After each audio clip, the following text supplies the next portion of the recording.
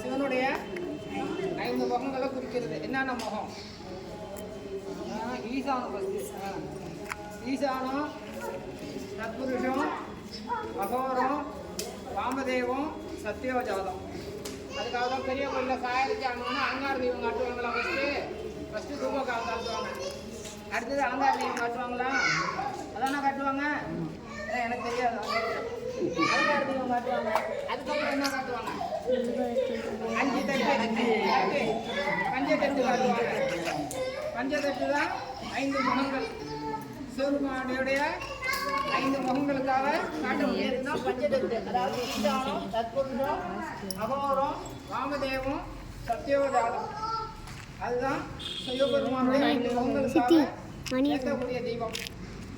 அது ஒவ்வொரு வருஷமும் திருவண்ணாமலையில் பெரிய கார்த்திகை அன்னைக்கு ஏற்றக்கூடியது. திருவண்ணாமலை என்ன ஸ்தலம்?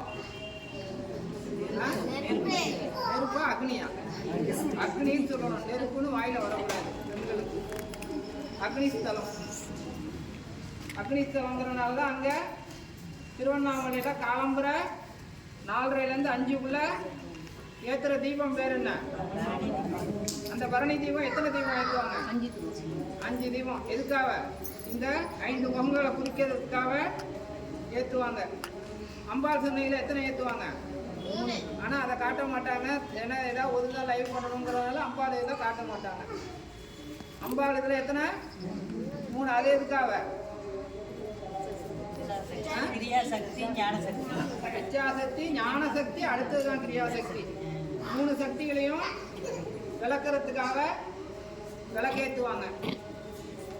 இதில் என்ன ஆகும்? சிவபெருமான் நான் பெரியவர்னு காட்டுவார், பார்வதி தேவி நான் பெரியவங்கன்னு காட்டுவாங்க. காலையில் காட்டுவாங்க 2 பேருமே, நான் தான் பெரிய ஆள், நான் தான் அதுன்னு. அதுக்கப்புறம் என்ன ஆகும்? சாயந்தரம் ஏற்றக்கூடிய தீபம் என்ன?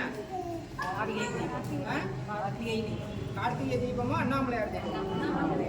கார்த்திகை தீபங்கிறது நம்ம மாதம் எத்தனை கூட கார்த்திகை தீபம் தான்.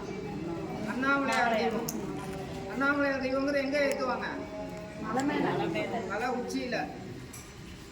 அதை எதுக்காக? அதுக்கு முன்னாடி ஒன்று செய்வாங்களே, என்ன செய்வாங்க? ஏமா மலை உச்சியில் ஏற்றுறதுக்கு முன்னாடி ஒன்று செய்வாங்களே, என்ன பண்ணுவாங்க? அர்த்தநாரீஸ்வரர். அன்றைய தினம் ஒரு நாள் மட்டும் வருடத்திலே சிவனும் பார்வதியும் அர்த்தநாரீஸ்வரர் வேஷம் போட்டு கொடிமரத்துக்கு நேராக டான்ஸ், அதாவது அந்த நடனம்னு சொல்லக்கூடிய நாட்டியம் ஆடுவாங்க. நாங்கள் இருவரும் ஒன்று தான், இந்த உலகத்துக்கு உணர்த்துகிறோம், நாங்கள் கால விளம்பர செஞ்ச தவிர இப்போ திருத்திக்கிறோம் அப்படின்ட்டு கொடிமரத்துக்கிட்ட டான்ஸ் ஆடுவாங்க. டான்ஸ் ஆடிட்டு உள்ளே போயிடுவாங்க. உள்ளே போய் வந்தோடனே திருப்பி சிவன் பாதி பார்வதி பாதி அலங்காரத்தை கலைச்சிட்டு 2மே ஒரே மாரி வச்சு அலங்காரம் பண்ணி கொண்டு வந்து வந்தோடனே சுவாமிகிட்ட கொடிமரத்துக்கிட்ட சுவாமி என்ன இது பண்ணுவார்? மலை உச்சியில் அண்ணாமலையார் தீபம் ஏற்றுவாங்க. எதற்காக? சிவன் இல்லாமல் சக்தி இல்லை, சக்தி இல்லாமல் சிவன் இல்லை. சிவன் உடலை கொடுக்கக்கூடியவர், அதாவது உயிரை கொடுக்கக்கூடியவர். சக்தி ரத்த நாளங்கள், அதாவது ரத்தத்தை கொடுக்கக்கூடியவர். அது அந்த கதையில் கூட வரும். அந்த இது அது என்ன? அது பார்வதி தேவி சிவனும் உட்காந்துருப்பாங்க. ஆமாம், அம்பாவை தவிர்த்துட்டு சிவனை மட்டும் பிரதர்ஷனம் பண்ணுவார். உடனே பார்வதி தேவி கோபம் பட்டு, இன்னும் உங்களை மட்டும் பிரதர்ஷனம் பண்ணுறாரு, நானும் தானே உங்களோட பாதி அப்படிங்கிறாரு. அவர் என்ன சொல்கிறாரு? உடனே சிவபெருமான் அவன் வாழக்கூடிய ஆசைப்படலை, இதுதான் இல்லையா? வாழறதுக்கு அவன் ஆசைப்படலை, லோகத்தில் இருக்கிறதுக்கு மட்டும் என்ன வேண்டி பிரார்த்தனை பண்ணுறதுக்கு ஆசைப்படுறான். அதனால அவனுக்கு ஒன்றை விரும்பலை அப்படின்றாரு சுற்றி வரத்துக்கு.